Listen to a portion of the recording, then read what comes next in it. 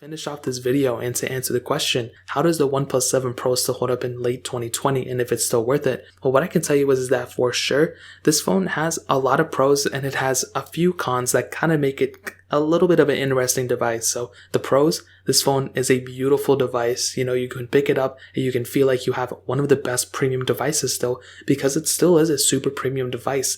How much better can you make a phone feel than glass on the front, glass on the back, and pretty much no bezel on it? Like, it's very hard to come from this device and feel like you have, a way worse device than any other one. In some ways, this phone kind of looks better than the OnePlus 8 or OnePlus 8 Pro because of the lack of camera hole. So that was a really big feature. You have that 90Hz refresh rate, and it's much, much cheaper than the newer latest offerings from a lot of other manufacturers.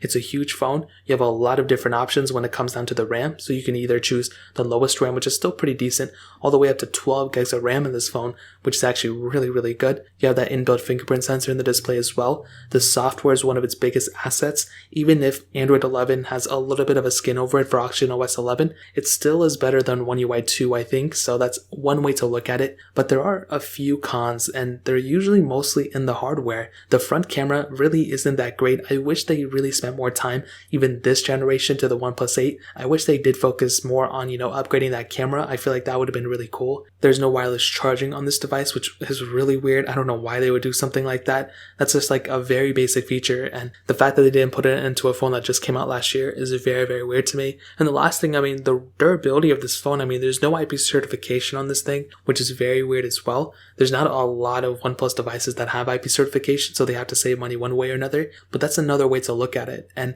if I had to use this phone, I would 100% use it and be okay with it. I think this phone is perfectly fine. I can probably get away with, the wireless charging and the IP certification. The front camera would be the one area where I would probably get a little bit upset about, because I use my front camera a lot. So that is one way to look at it. But I think for a majority of people getting this phone, I would say go for it, dude. This is like a no-brainer. This is a very, very good phone. And for around $500, I would say, it doesn't really get that much better than this, if I'm being honest. So in terms of everything, that pretty much covers it up. If you guys have any other questions or anything, let me know in the comment section below. Hit the like button, that would mean so much, but definitely hit that subscribe button. Every single subscriber that we get really does count, so it means so much if you guys can hit that. Also check out the other links down in the description as well. My Twitter, my Instagram, my other channels.